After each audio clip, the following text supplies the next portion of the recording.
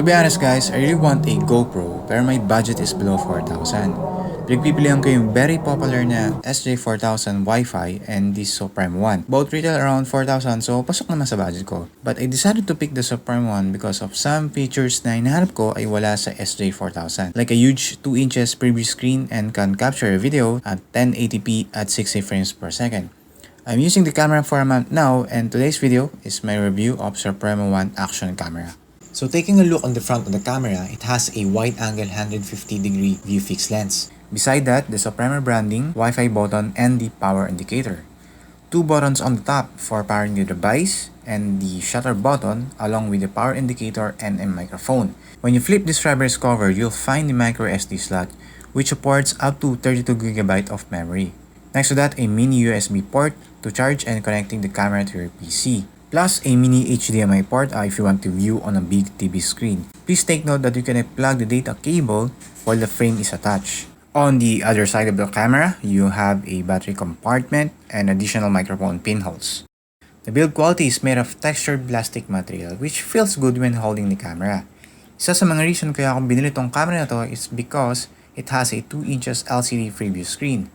Also, the screen offers you to view photo and video playback directly on the Supremo1 itself. So let me show you how fast the startup time.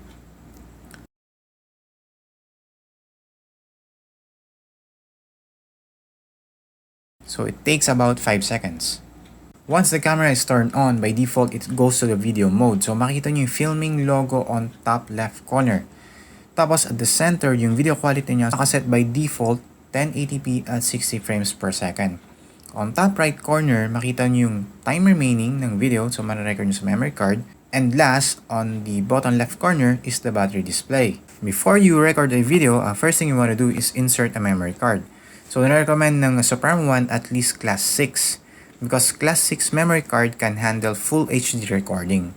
Pressing the button right here will start to capture a video. So when the recording starts, you will see 3 LED lights blinking. So by pressing the shutter button again, the recording stops. Press the power button while on the video mode, it will bring you to the video settings menu. This allows you to adjust video quality settings. To scroll down, press the Wi-Fi button to confirm or enter selection. Press shutter button. To go back, press the power button, and if you long press the shutter button, it will go to advanced settings menu. To activate the picture mode when the camera is turned on, press and hold the shutter button for 3 seconds. You'll see a photo icon on top left corner. It means nasa picture mode na kayo. At the center screen yung image resolution. So by default nakaset sa 8 megapixel shooting. On top right corner naman, makikita nyo yung remaining number of shots na masasave sa memory card. Pag pupunta kayo sa picture settings, press nyo lang yung power button while nasa photo mode kayo.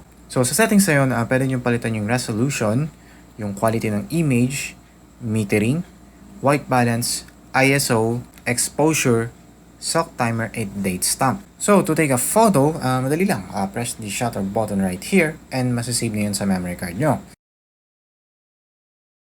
The camera has a 12 megapixel shooting power with a 4:3 ratio. So you can take photos at 3, 5, 8 megapixels. May nagtanong dun sa unboxing video ko. So nag-comment siya na bakit daw hindi wide yung shot niya. So take note lang na pag photo mode, yung shot na makita nyo is 4:3 na ratio. Yun yung box type.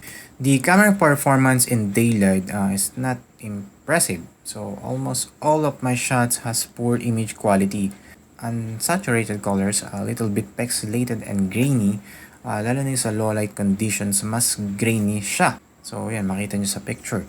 So this camera can shoot videos at full HD at 1080p at 30 frames per second, 1080p at 60, 720p at 60 frames per second for slow motion video, and 720p at 120 frames per second for even slower video. In daylight, the camera performs well, but one thing I noticed though, you can see the video right here, pag tumatapat yung lente niya sa light or sun, nag-dark yung paligid, which is very annoying. Also, I'm a bit disappointed. The Supremo1 cannot handle in low light conditions, plus there's no ISO settings on video mode. So, kailangan nyo talaga man light source pag madilim. When I tried playing the video on PC, I noticed that the sound quality was muffled. Kahit na may two microphone pinholes located on the top and on the battery compartment side.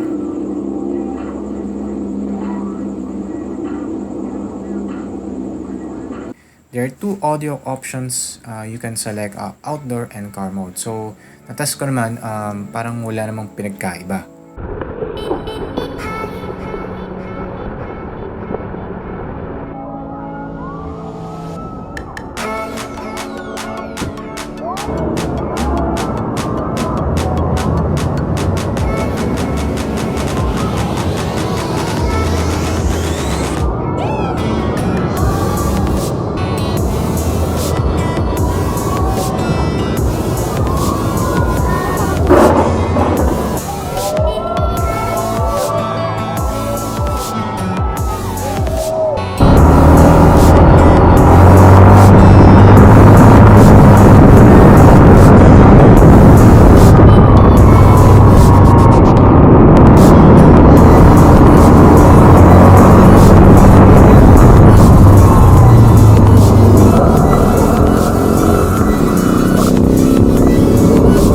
Press the green button.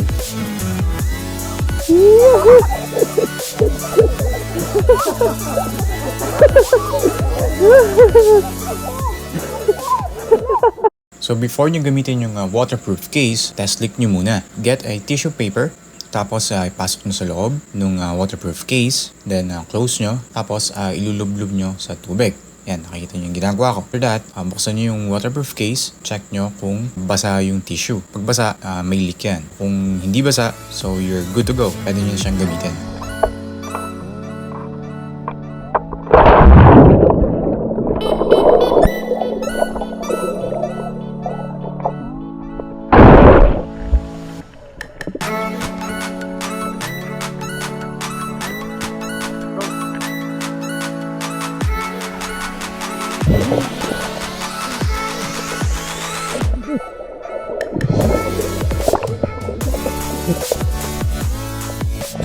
Another cool feature, you can control your Supremo1 on your smartphone or tablets via an app. So, download nyo muna yung iSports Cam. So, yun yung ginagamit ko. Stable siya compared dun sa isa. To pair your device, just hit the Wi-Fi button on the front of the camera and go to Wi-Fi settings on your device.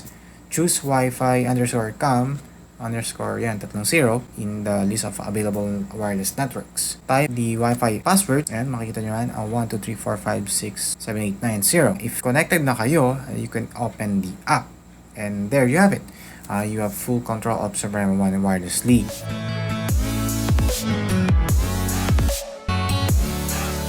The Supremo1 has two included removable batteries. It has a capacity of 1000 mAh. So too bad there's no included separate charger and a wall adapter. So mag-charge lang yung battery sa camera using a USB cable, but no worry guys, you can use naman your wall charger ng cellphone nyo. Just make sure na yung power rating output niya is 5 volts.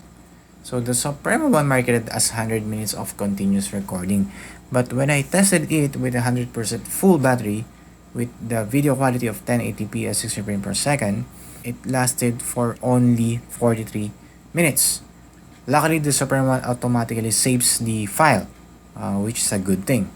Two issues I encountered when using the camera, having hard time connecting the wrist remote to the camera wirelessly. Followed all instruction on the manual pero wala pa rin. And the other one is my time na naghang yung camera. Naghang talaga. Naghang siya.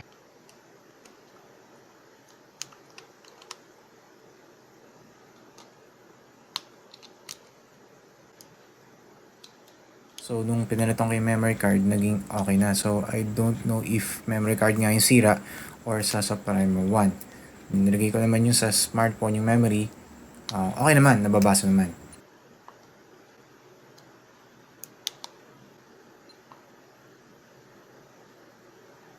Ayun. Nag-ano siya. So, to sum up my review, for 3,880, the Supremo1 is a great budget camera. The camera captures a decent amount of details in daylight in video mode. Plus, you can do a lot of stuff like a cool time-lapse video.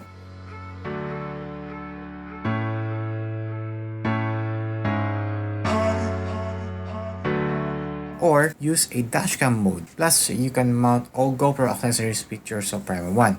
In terms of software naman, I hope Supremo1 can release an updated firmware to improve some areas in the camera. Like ngayon nga, nakaka-experience ako ng hang. Also, mag-include din sana sila ng ISO settings for the video.